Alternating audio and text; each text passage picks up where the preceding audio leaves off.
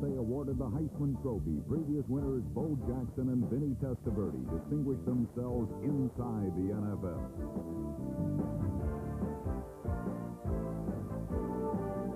I'm Brian Burwell. In this week's cover story, we'll take a look at a guy who could very well be the NFL's most wanted man, Philadelphia Eagles safety Andre Waters. I'm George Allen. The last time I coached in college football was too long to remember. I'm back in college now. Watch today to see what happens. In Texas, the Dallas Cowboys are hotter than the new Madonna video. Their head coach, Jimmy Johnson, joins us on NFL Crosstalk.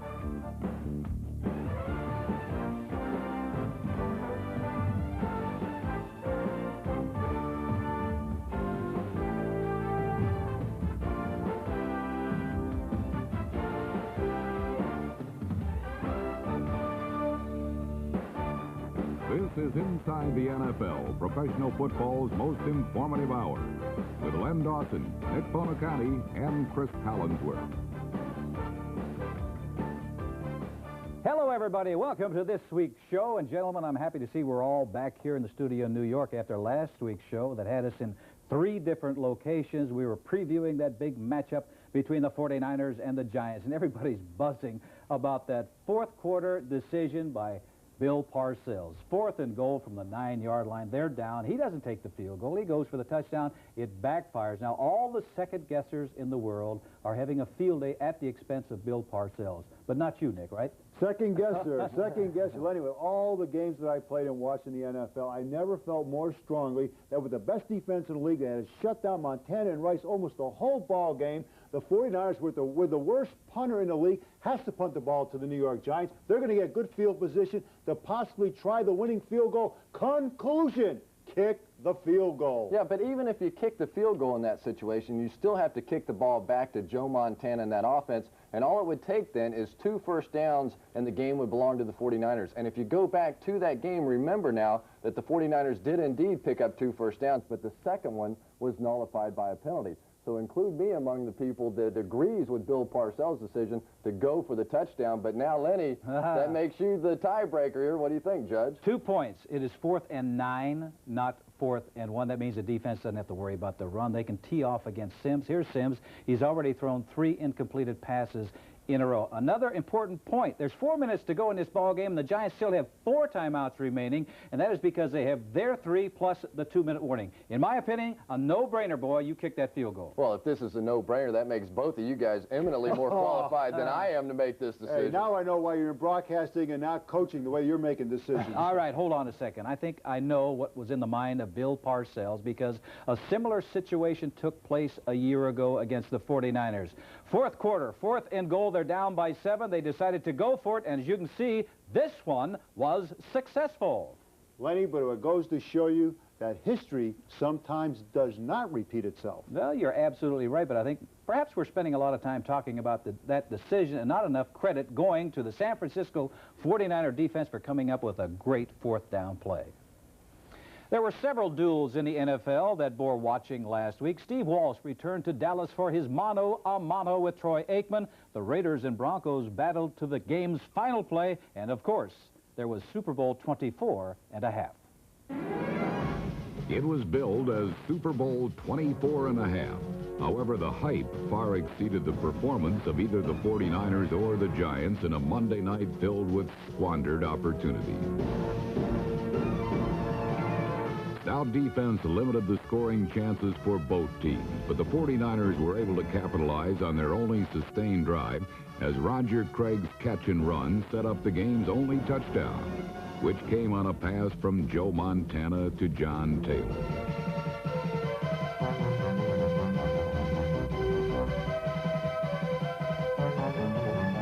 It proved to be all the 49ers needed because the conservative Giants never scored a touchdown, even though twice they had 1st and goal.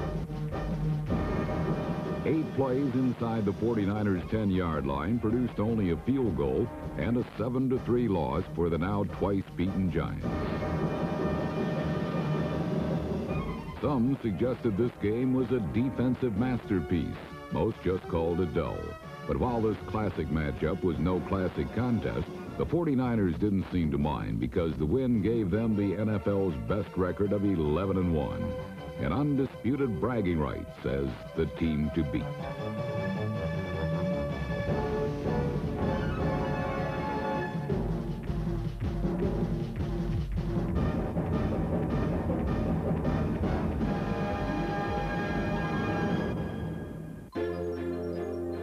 After losing 3 of his last 4 games, Raiders head coach Art Shell once again had his team flying in tight formation and pointed toward a division title.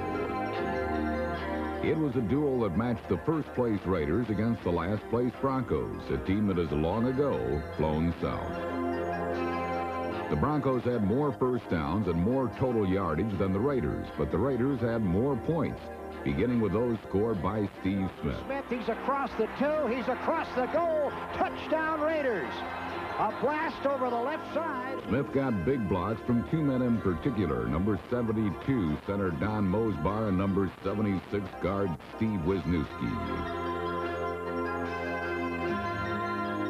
The Broncos struck back much the way they had in their championship years, with John Elway connecting with one of the 3 amigos. This time, not with a bullet, but with touch. There's a pass to the end zone. Touchdown! But Vance Johnson, one of the original amigos, was upstaged by the head honcho, Alexa Hente, who made the Broncos wish they were south of the border. Explodes over right tackle, breaking tackles, races into the secondary at the 50, breaks a tackle at the 45. He's off to the races. They won't catch him. 20, 10, 5, touchdown Raiders! 62 yards for Bo Jackson. And man, did he have to break some tackles along the way. And Bo, showing the great power, ran right through Wyman Henderson and then just turned on the speed to run away. We have been waiting for the explosion from Bo Jackson this year. It hadn't come yet. You knew it had to come. Today it comes at Mile High Stadium and puts the Raiders in good shape. 2 touchdowns by Bo Jackson didn't prevent the Broncos from storming back in the final period. When Vance Johnson's hat dance and catch on the sideline was ruled incomplete, then complete, he helped put the Broncos in position for the game-tying field goal. In a duel to the death, the winner was determined by the Raiders' special team. High snap, down it goes. The kick is going to miss. It is missed. Holy Toledo, one more left. It was the Broncos' 5th straight defeat, their worst string in 23 years, and enabled the Raiders to maintain a first-place tie in the AFC West. The duel in Dallas was fought between 2 young quarterbacks. Well, not that young. One, the Saints' Steve Walsh, led New Orleans to a 10-0 halftime lead before the roof fell in and the Saints suffered a severe case of rug burn.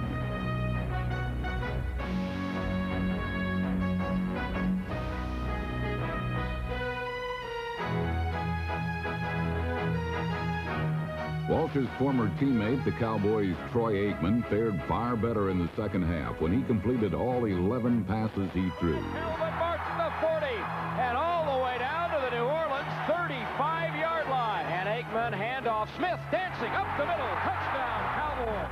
The second of 2 80-yard drives led to the winning score and got the Cowboys a step closer to a 500 record. 4-man rush. Aikman stands, throws it wide open. Touchdown, Daryl Johnston in the end zone. The winner of this duel, Troy Aikman, number 8, and the Cowboys with their first back-to-back home wins in 5 years.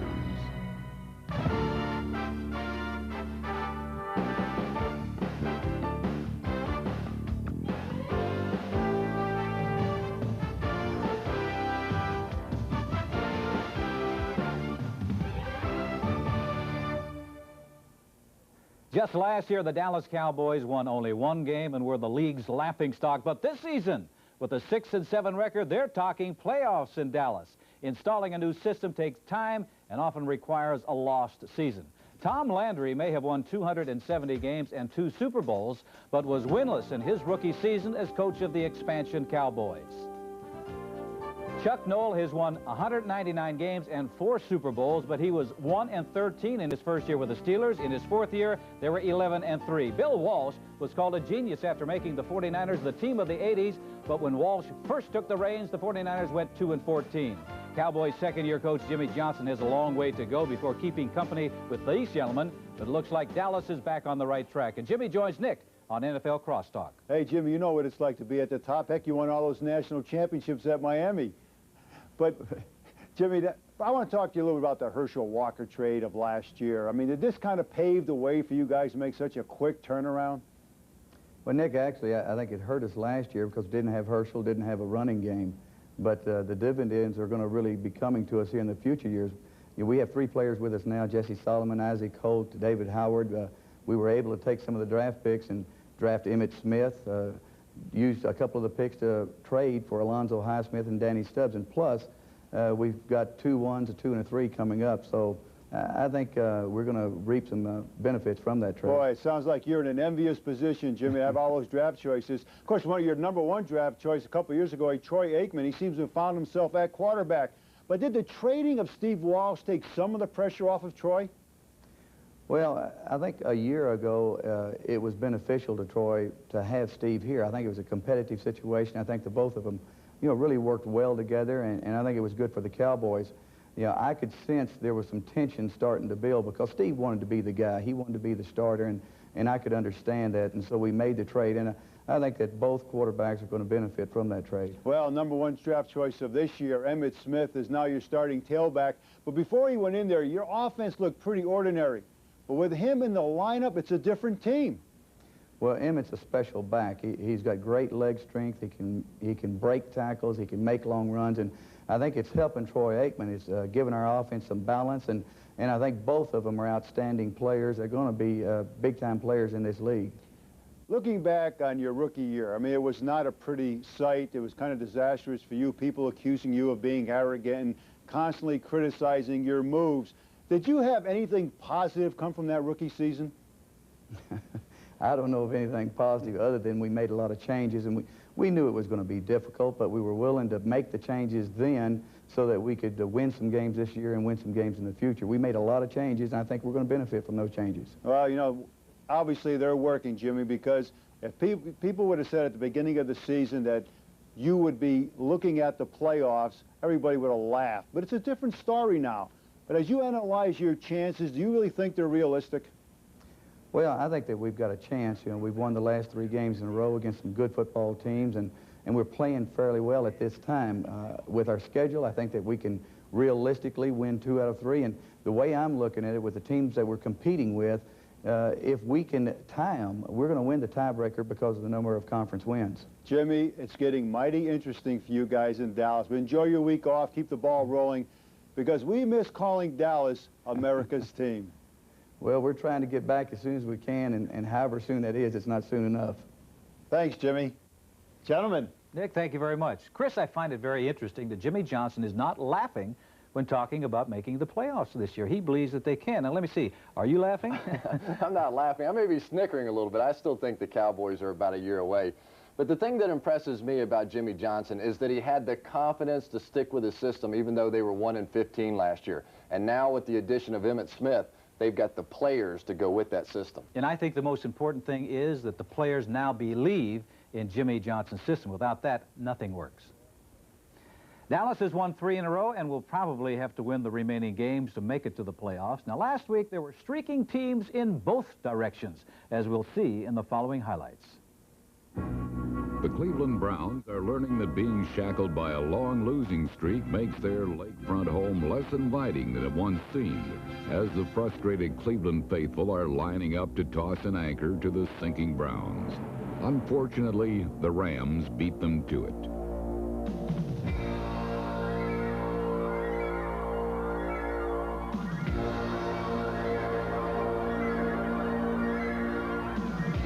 Frustration has become the hallmark of the Browns season, and Bernie Kosar has become more than familiar with picking himself up and dusting himself off.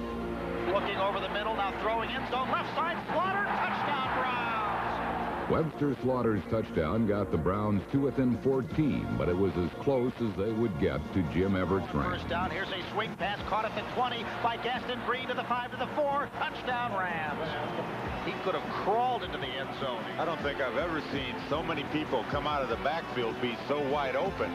Everett swings it out. Wide open is Buford McGee for a touchdown on the left side. Noel Brown was within 10 yards of it.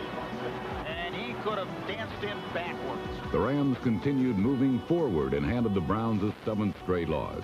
Just as the Browns had become the object of derision in Cleveland, Colts quarterback Jeff George had become the object of lots of attention thanks to a modest 3-game win streak.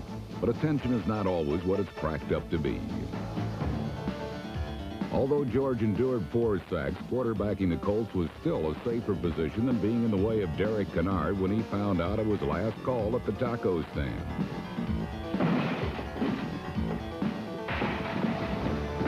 Kennard took a pass on the tacos, but did manage to spice up the game as George took his cue from the corpulent guard and peppered Phoenix with quick-hitting patterns, one of which nearly went for the whole enchilada.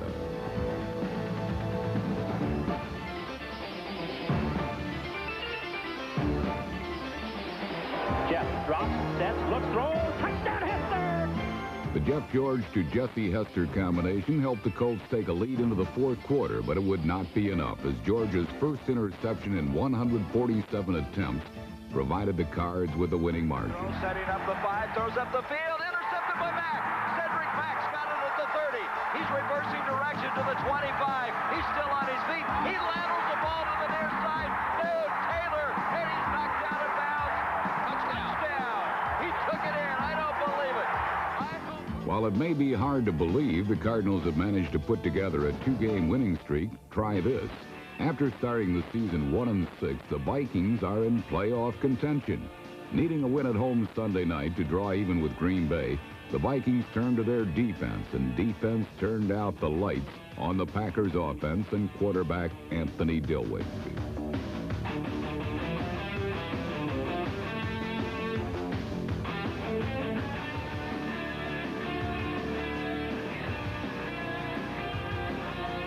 With 5 sacks and 5 turnovers, the Packers' offense was rendered useless by the Vikings, forcing Green Bay to look for points anywhere they could find them, or anywhere they were offered.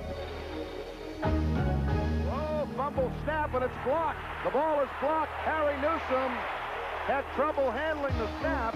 Picked up by Green, and Green, Tiger Green is over the 20, the 15, the 10, the 5, and he's in for a touchdown. Punt is blocked. The game turned on big plays as Tiger Green's touchdown was answered by the Vikings twice over. The pitch goes back. It's a flea flicker. And here's Gannon throwing deep down the right sideline. That one is touchdown! Touchdown! Anthony Carter catches the ball. Absolutely incredible. How did he get that football? Dilwell gets the snap. He drops, looks downfield. That one is knocked loose. The ball is in the end zone. Al Noga jumping on the football. Touchdown, Vikings! The final tally was 23-7 Vikings, and their 5-game winning streak has them poised for the playoffs at 6-6. The Minnesota Vikings are trying to do something that only one other team in history has done, and that is make the playoffs after a terrible 1-6 start. Now, Chris, I don't expect you to know the name of this team because it was during the Stone Age, 1970, but I will give you a hint. You played for this organization. You're still hot about that Stone Age thing, aren't you? Yes, I am, but I want to talk about your team of 1990, the Minnesota Vikings. They are on a roll. They've won now 5 in a row. Well, they've gotten back to doing what they do best, and that's attacking defensively. Offensively, they're not turning the football over anymore.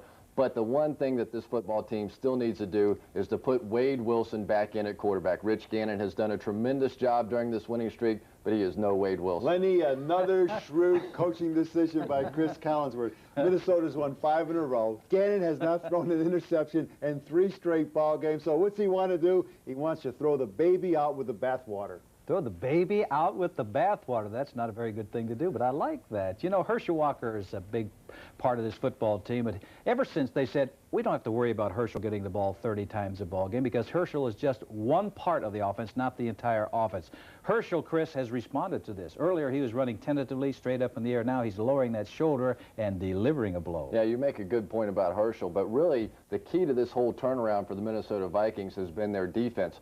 Nobody plays the pass better than the Minnesota Vikings defense. And don't forget that in a couple of weeks, they get Keith Millard back. Hey, they're going to need Millard because their next 3 out of 4 ball games are against division leaders. They play the Giants, the Raiders, and the 49ers. Gentlemen, I don't think it's just a coincidence that this team has gone on a tear ever since the general manager, Mike Lynn, resigned to take over that new football league. Going into last weekend, 7 of the 14 AFC teams shared first place. With only 4 weeks remaining, 10 teams are still in the hunt for the 6 playoff positions. 2 teams very much in the playoff hunt, met in Pittsburgh Sunday. And in the game that may end up deciding the AFC Central title, it was Cincinnati that fired the first shot. Boomer Esiason successfully used his back as a decoy, camouflaged the ball, and delivered a bullet on target to Eddie Brown. Long the other way. There's Eddie Brown. He grabs it. Gets away from that. 50. 10 down to the 5. Touchdown. Brown's AFC leading 9th receiving touchdown helped cripple Pittsburgh early. And in the second quarter, first-round draft pick James Francis delivered a killing blow. Cripper drops back in the end zone to throw. Now he's starting to run. Now he's going to run. He'll come out. He gets, he's safety. Francis and his teammates entered this game as the NFL's 26th-ranked defense, but they prevented Bubby Brister and his gang from ever getting a taste of the end zone, except their own. Is it possible the Seahawks might get a taste of some playoff action? That would be sweet for Seattle fans who suddenly seen their team hop into the postseason picture. By holding Warren Moon under 300 yards passing for the first time in 5 games, Seattle took a 7-point lead into the final quarter. But Houston is also a team in the playoff hunt. Moon, short roll, looks for a man. Touchdown, Ernest Givens. Ernest Givens' touchdown tied the score at 10, and on the Oilers' next possession, it looked like the run and shoot would kill Seattle's playoff hopes. But James Jefferson came up with what would have been the defensive play of the game, had not number 57 Tony Woods emerged in overtime. Goes over the middle, has the man, Bernard Ford, ball bounce loose, and they say it's a fumble recovered by Dave Wayman. And the Seahawks have it. Waiting for the snap, hash mark toward the left at the 32. It's Don Johnson's kick, he's got enough distance. Good! Norm Johnson does it again! Each of Seattle's last 4 contests has been decided on the final play. The Seahawks have won 3 of those 4, thanks to Norm Johnson putting his best foot forward. Forward is the direction Marion Butts runs. No side-to-side dancing, no energy wasted on east-west moves, just plain forward, as in over and through defenders.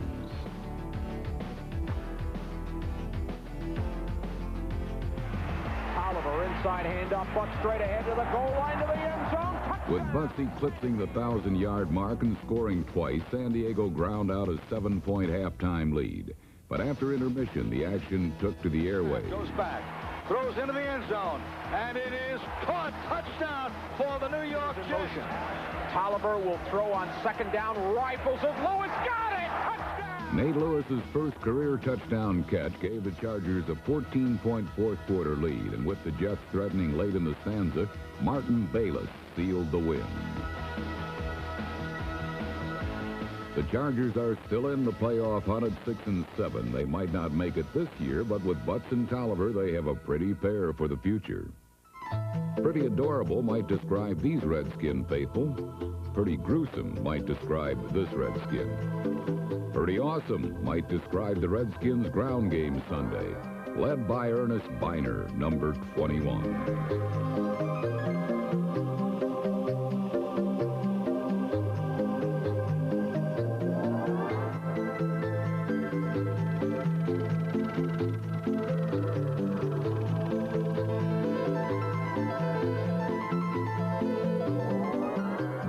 became the first back this season to rush for more than 100 yards against Miami as he galloped for 157 and a career-high 3 touchdowns.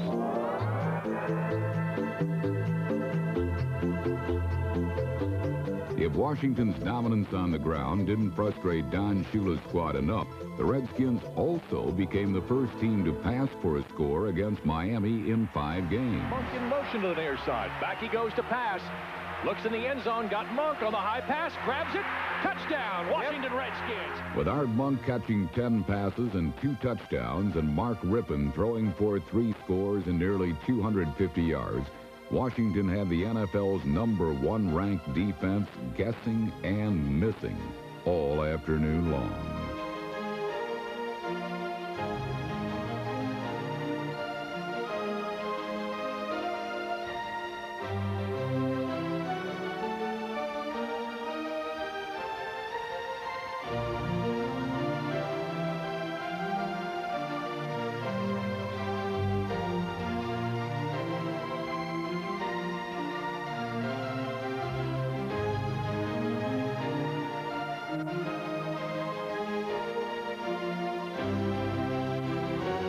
With the win, Washington kept on track for an NFC wild card, while Miami fell a game behind Buffalo in the hunt for the AFC East title.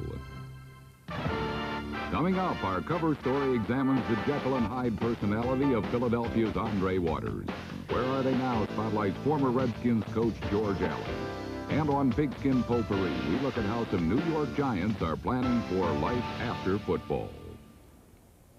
That Pigskin Potpourri should be educational. It's so important to plan for a career after football, as the three of us know. Now let's get back to the AFC playoff race, because almost everybody is still alive. And why don't each of us take the division that we played in and express who's going to win and why? Nick, we'll start with you. Lenny, you have to like Buffalo, simply because they show that they can play with the big boys in the NFC. The Dolphins, on the other hand, have folded their tents anytime it got tough. They lost to the Giants, they lost to the Raiders, and they lost to the Redskins. But, Chris, who do you like in the Central? Well, the Pittsburgh Steelers have the easiest schedule, but they're back to having some of the same problems offensively they had at the beginning of the year. They can't score a touchdown. The Houston Oilers, they beat the Cincinnati Bengals earlier this year, and if they can do it again on December 23rd, the Oilers are going to win the Central. But I don't think that's going to happen, because the run-and-shoot offense in the cold is going to have some problems. That's why I like the Bengals to win the Central. Well, in the Western Division, Kansas City is on a roll. You know, they lead the league in quarterback sacks. They lead the league in a very important category, that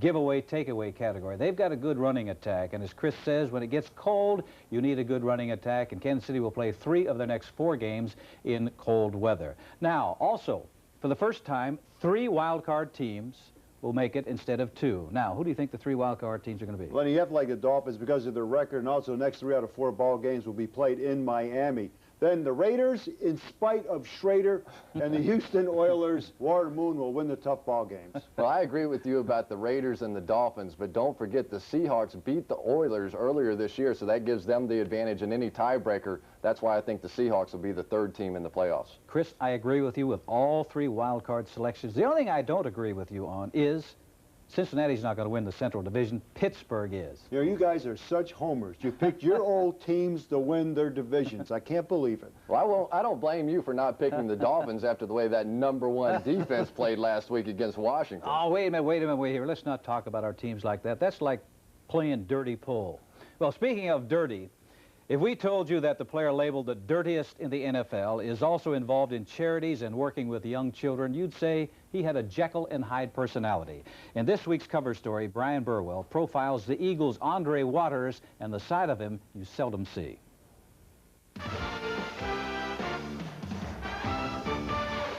We're between the hash marks at Philadelphia's Veterans Stadium, where most NFL receivers will tell you that this is some of the most treacherous property in professional football.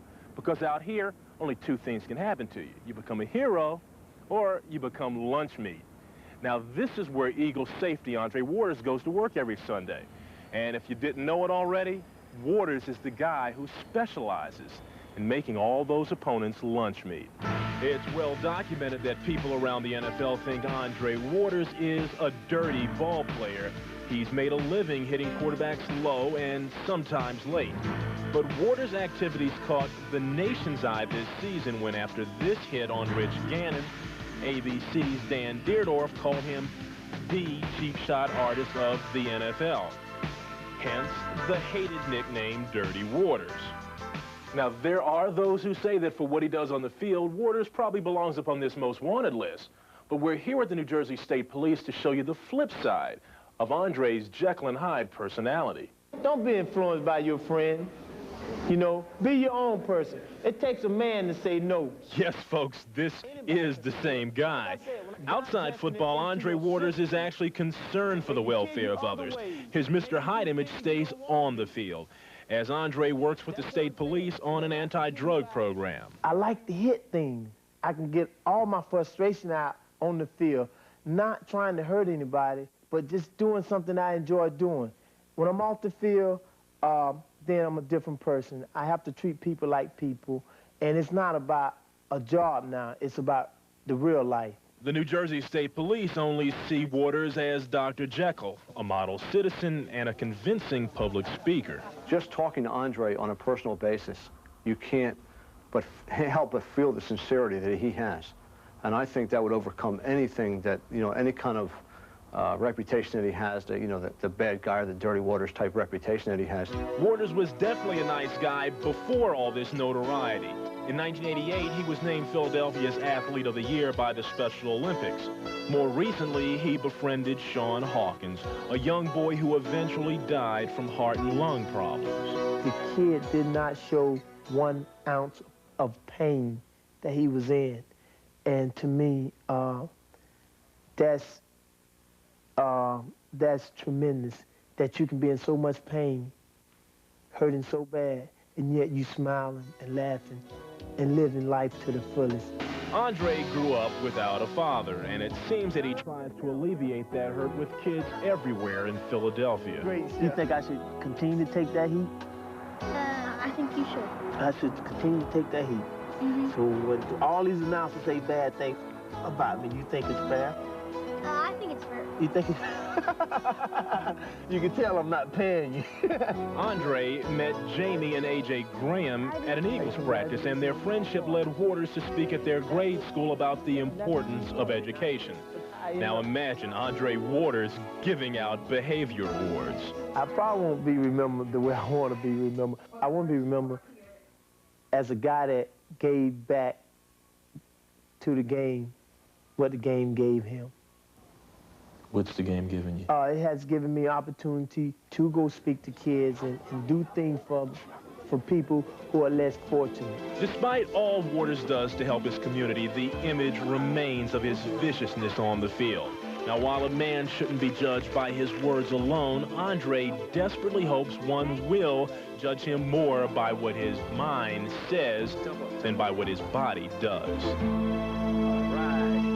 I'm happy to see that Andre Waters shows concern about the children in the Philadelphia area. I just wish he'd show the same concern to people he plays against on game days and not try to chop their knees off. Lenny, I don't think anybody objects to the fact that Andre Waters enjoys contact. Let's face it, football is a contact sport. But I think what I object to is the fact that he goes out of the way to hit players around the knee. And as long as he does that, then the label of being a dirty player in the NFL is warranted. Well, I agree with the kid in that piece. I think he's a cheap shot artist who's going to get his someday. You know, players in the National Football League don't forget some of the cheap shots that we saw in that piece, and they'll be looking for Mr. Waters. Well, I think I can speak for the three of us, and we don't mean to be overcritical of Andre Waters, but he does not have to resort to cheap shots to intimidate people. You know, Andre, it's not too late. You could be known as a hard hitter, not a late hitter. Yeah, like Ronnie Lott in that Monday night ball game. He punished a lot of Giant players, but he did it legally, and he came away from that game with a lot more respect. I think that is the key. Every player wants to earn the respect of the other players. The Battle by the Bay produced the lowest scoring game of the season in the NFL. This was in contrast to some games on Sunday where defenses had no answer to quick strike bombs. Two highest scoring teams in the National Football League playing on a beautiful day. Damn. Might be nothing in overtime. How many lights you got on that scoreboard? With two of pro football's premier passers going head-to-head, consensus was it would be bombs away in Buffalo's rich stadium. But the blue-collar guys had other ideas. Ain't nothing but a fist fight, fellas. Ain't nothing but a fist fight. 6 in a row, baby. 6 in a row. 6 in a row. I see one thing, except he's got Vaseline all over his arm. And that's illegal. Yeah. Because what happens is wide receivers get their damn hands on, then they can't catch the ball, see? When they grab you. Would you like to see him wipe it again? No, I trust you, but the other team, and if the rule says you got to take it off. It's not legal to grab his arm. Tell him line up and block. That's all they got to do. Play football. Stop pitching. Line up and block. That's all. Easier said than done against the Buffalo Bill defense given special incentive by the Philadelphia Eagles.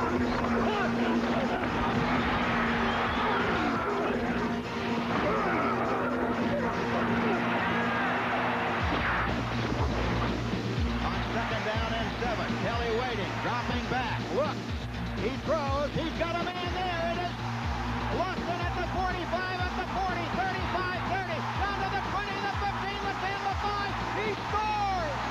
What a play! The Bills scored on their first 4 possessions, galloping through Philadelphia's gangrene defense as if guided by heavenly light, building a 24-0 lead. 15, 10, 5, Andre Reed scores! It is pandemonium here.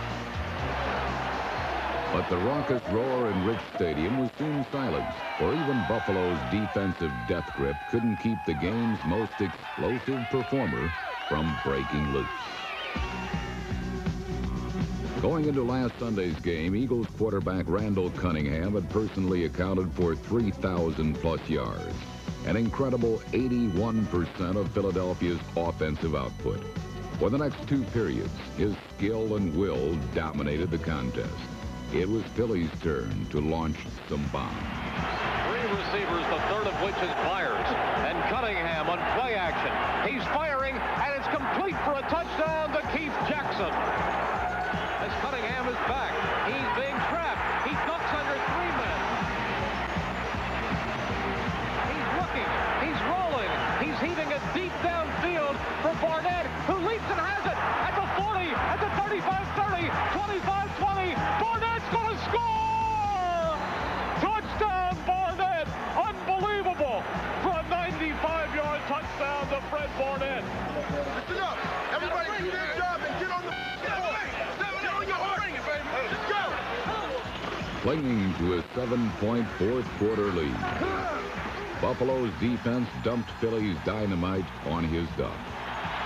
That's right. We're still good, baby. We're still good. Let's go. 60 minutes. Interception right here. Turnover. Kelly looking. Now he throws, and it's intercepted by the linebacker and fumbled, and then lateral, and Joyner has it. He loses it. Now let's see who's got the ball down there at the 49-yard line of the Bills. Opportunity did knock again for Philadelphia, but the Eagles fumbled away their last chance at midfield. With it went their last chance to beat the Bills.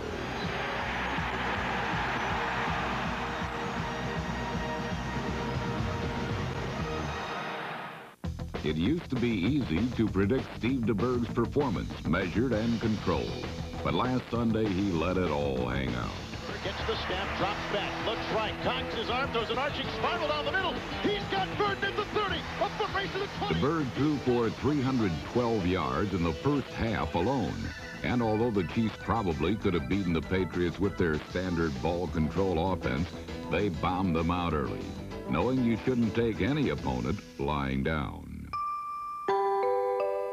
After a 9-1 start, the Bears were hoping to snooze through the rest of the season. But after last week's beating by the Vikings, their pre-playoff nap was becoming a nightmare. Galliano rolling right, punts once, now lofts the right side of the end zone. Touchdown, Richard Johnson! The Lions had Chicago facing a second straight loss until Kevin Butler's last-minute field goal sent the game into overtime. Before long, however, the Bears were again knocking at defeat's door. Go to the right side out of the hole to Jim Arnold. Here's the snap. Placement made. The kick is up, and it is no good! No good! The Bears still have a chance with 8:49 to go in overtime. Desperate situations call for desperate measures, so head coach Mike Ditka took his slumping star Neil Anderson, a running back, and moved him to receiver. To the left side, Anderson is split wide to the right. Lions showing blitz. Harbaugh takes the snap from Hilgenberg, back to throw. Harbaugh winds up, heaves the right side for Anderson, over the touchdown! Bears win! While the bombs were bursting in Chicago, the air in Tampa was hardly so electric. The Bucs had dropped 6 straight, and the Atlanta Falcons looked to lower the boom on number 7.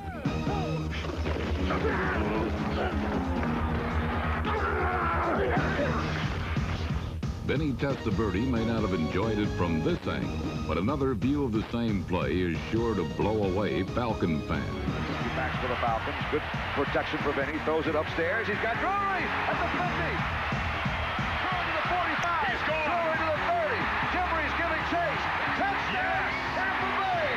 Kimbrey was the man beaten once again, and that is a new Tampa Bay record. Adding injury to insult, the Falcons lost quarterback Chris Miller for the season with a broken collarbone, but they responded with 222 yards on the ground. Scott Campbell goes to Rozier, bounced it outside, fought and fought and fought. Touchdown, Rozier. He got it. The doubters felt that Ray Perkins wouldn't survive a 7th straight loss as Buccaneer head coach, but his team rallied for him in the final seconds. Vinny with a short drop. Here comes the stunt. Vinny puts it up. Airborne towards Carrier. Touchdown, Tampa Bay! They went and threw a bomb with 39. Perkins appeared safe, but the final bomb had yet to fall. And on Monday, Ray Perkins' job became the weekend's final casualty. Ray Perkins was replaced by assistant Richard Williamson. And Gary, here we go again. So much for that old vote of confidence. It was just a couple of weeks ago that Bucs owner Hugh Culverhouse said, hey, Ray Perkins is going to be my coach the rest of the season no matter what. He isn't. Are you surprised at this move?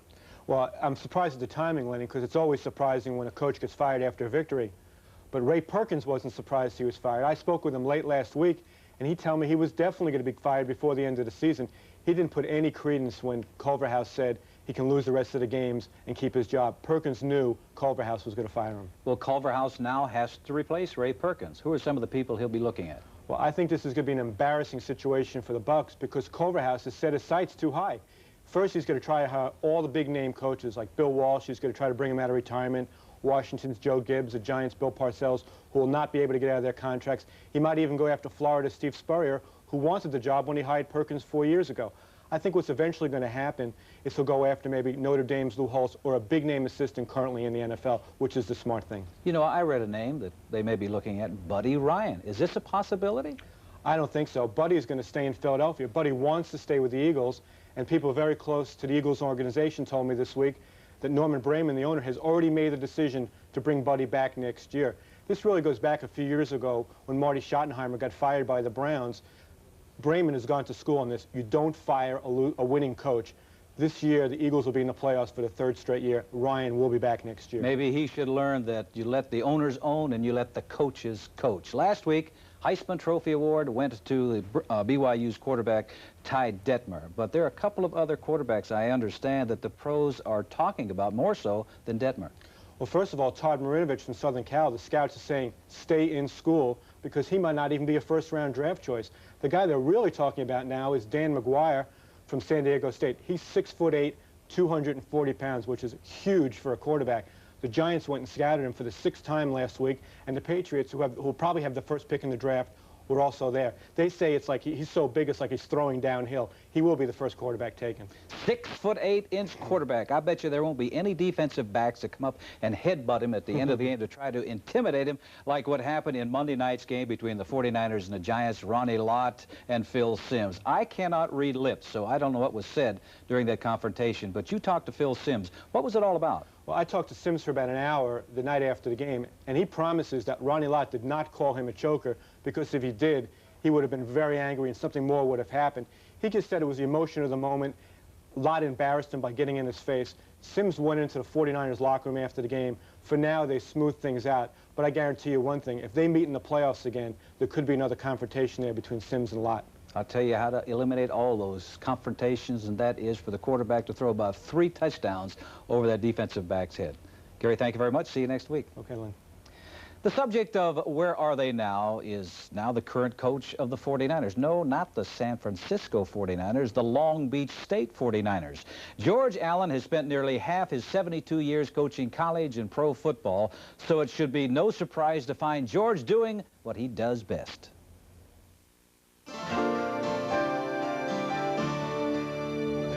Okay, let's get the first down. Here we go. Here we go. Strong zone. There we go. Let's go. 72 years old and still going strong. To understand why George Allen has come to the college game in his golden years requires a closer look at one of the most remarkable coaching careers in football. Allen entered the pro ranks as an assistant to George Halas, devising the Chicago Bears defense that helped make them NFL champions in 1963. Next, as head coach of the Los Angeles Rams, George Allen created one of the most intimidating front lines in NFL history. The fearsome foursome led the way out of a 7-year slump to a 1967 Western Conference title. When you take over a losing situation, whatever it is, business or sports, you're not going to win unless you work hard and do the right things. By the start of the 70s, Allen was salvaging a new team, the Washington Redskins. His pack of crafty veterans proved so popular in the nation's capital, the NFL changed its television blackout rules. Congress could not see the games, and they couldn't get seats. So they say if the game is sold out and it's on the road, we ought to be able to at least see it on television. And that's the history of that rule. 40 men together can't lose. Okay. George Allen's inspiration led the Over-the-Hill gang to within inches of a victory in Super Bowl VII, losing to Miami by a touchdown. A momentary disappointment in a brilliant career. In 14 years of pro football, Allen was voted Coach of the Year 4 times and never had a losing season. Winning. That's the only good thing about pro football is winning. If you don't win, get out of it. But retirement from coaching didn't last long. Returning to Long Beach, California, once his training center for the Rams, Allen now faces what could be the biggest challenge of his career. Long Beach State University President Dr. Curtis McRae brought Allen here with one purpose in mind.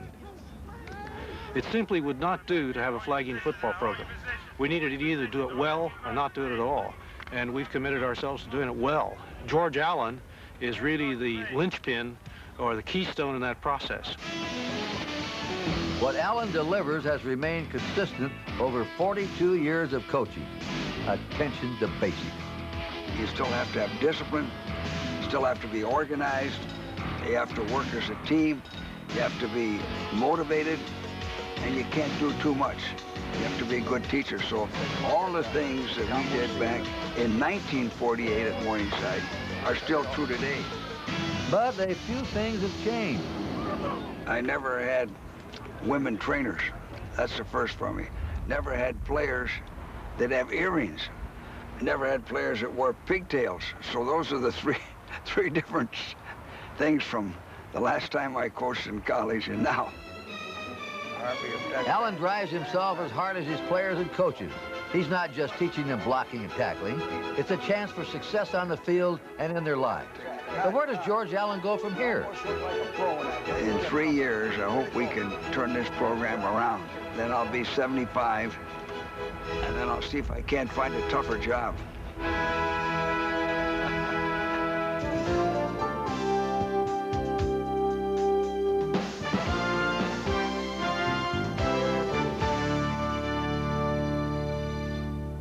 Is he something or what at 72 years of age? And his team lost the first 3 games, including a 59-0 shellacking to Clemson, yet they finished the year 6-5.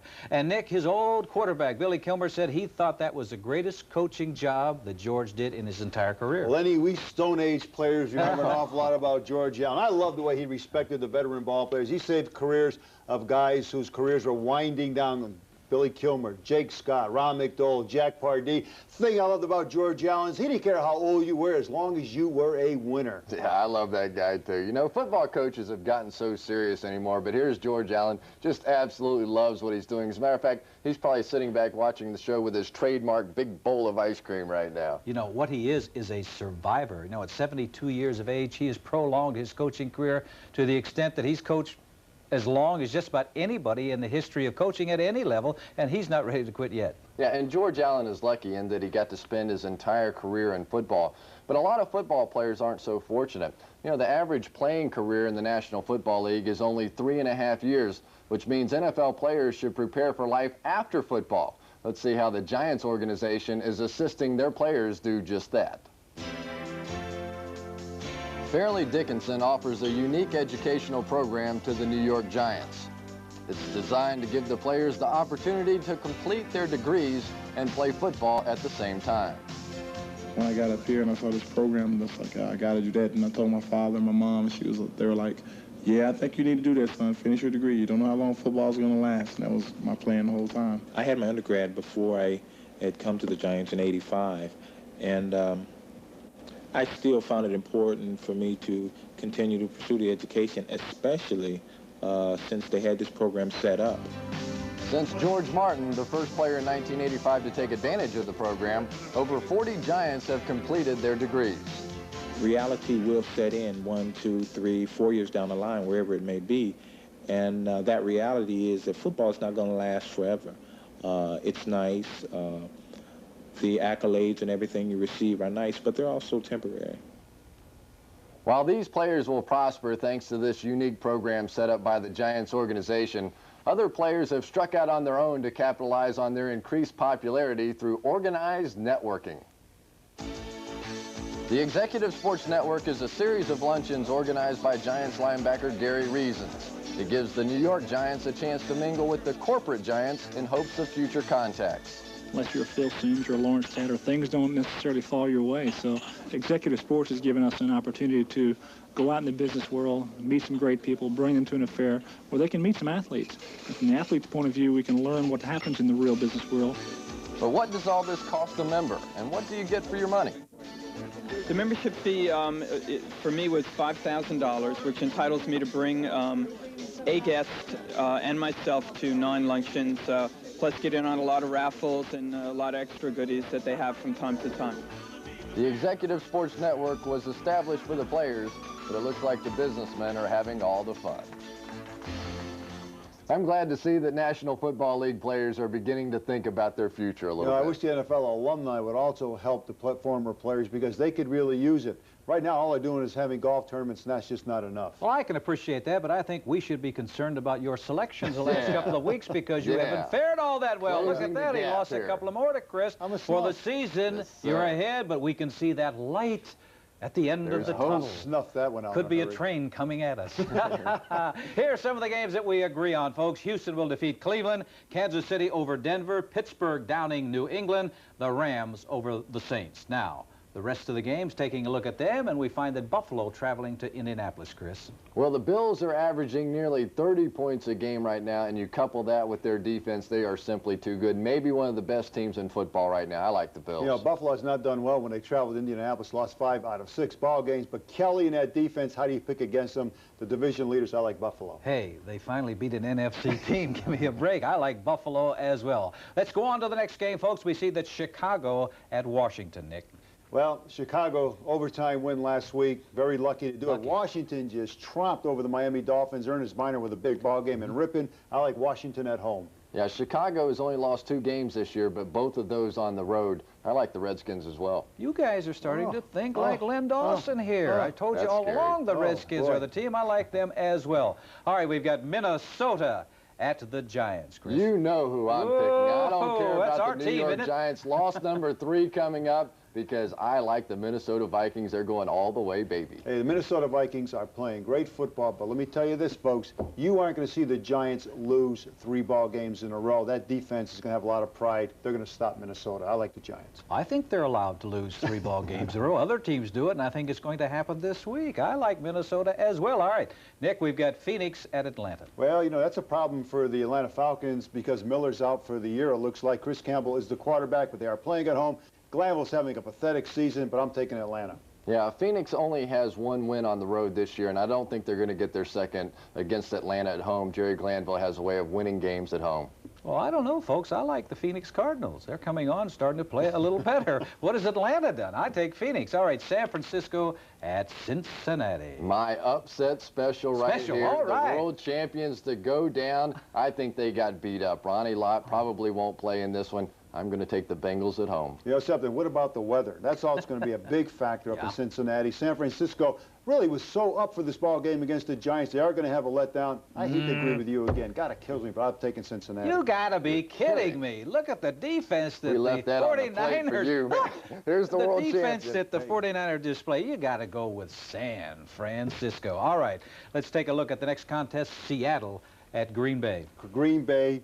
10 below 0 weather, but Anthony Dilwig will be the quarterback for the Green Bay Packers, but Seattle is coming out of that dome. They're not going to play that well. I'm taking the Pack. I think this game is dead even, but the Packers are at home. I'm going to take the Packers.